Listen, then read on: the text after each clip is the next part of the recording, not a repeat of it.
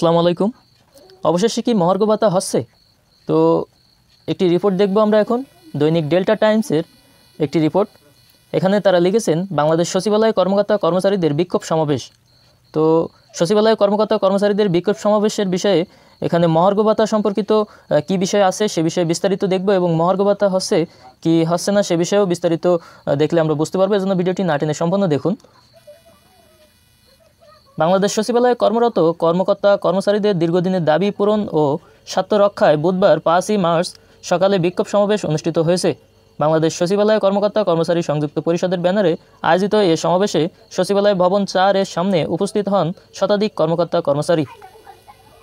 সমাবেশে সংযুক্ত পরিষদের সভাপতি মোহাম্মদ বাদিউল কবিরের সভাপতিত্বে এবং মহাসচিব নিজামুদ্দিন আহমেদের সঞ্চালনায় উত্থাপিত প্রধান দাবিগুলোর মধ্যে রয়েছে সচিবালয় ভাতা ও মহার্ঘ ভাতা প্রবর্তন, কর্মকর্তা কর্মচারীদের পুরনো পদবি ও পদনামের আধুনিকরণ, সচিবালয়ের সকল স্তরের কর্মীদের জন্য দুদকের অনুরূপ রেশন সুবিধা চালু, 10 থেকে 20তম গ্রেডের কর্মচারীদের জন্য বাধ্যতামূলক সঞ্জীবনী প্রশিক্ষণ বহাল।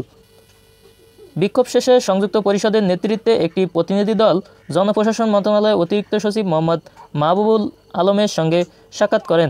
এ সময় অতিরিক্ত সচিব তাদের দাবিগুলো ন্যায়সঙ্গত বলে মন্তব্য করে বলেন, সঞ্জীবনী প্রশিক্ষণ কোর্স বাতিল করা হবে না, তবে অন্যান্য যৌক্তিক দাবি দ্রুত বাস্তবায়নের জন্য প্রয়োজনীয় পদক্ষেপ নেওয়া হবে।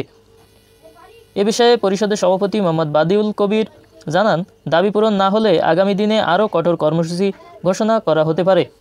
তো এখানে দেখতে পাচ্ছেন সচিবালয়ে সংযুক্ত কর্মকর্তা কর্মচারীদের পক্ষ থেকে বিক্ষোভ সমাবেশ অনুষ্ঠিত হয়েছে সচিবালয় প্রাঙ্গণে এবং এখানে তারা মহার্ঘ ভাতার বিষয়টিও তাদের দাবির ভিতরে রয়েছে, যেটি 2 নম্বরে রয়েছে। সুতরাং নিশ্চয় জানেন সচিবালয় কর্মকর্তা কর্মচারীরা যখন বিভিন্ন দাবি দেওয়ার জন্য তারা মাঠে নামে বা তাদের যে সমাবেশ বা বিক্ষোভ সমাবেশ এরকম কর্মসূচি পালন করে, তখন কিন্তু সরকার একটু হলেও নড়ে চড়ে বসে। সুতরাং সচিবালয় কর্মকর্তা কর্মচারীদের এই দাবির বিষয়ে সরকার খুব শীঘ্রই একটি সিদ্ধান্ত নেবে এমনটি আশা করা যায়।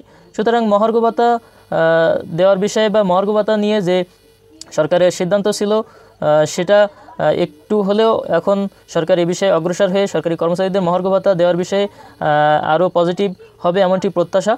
তো সরকারি কর্মচারীদের মহার্ঘ ভাতা অতি শীঘ্রই বাস্তবায়ন হোক এমনটি প্রত্যাশা করি।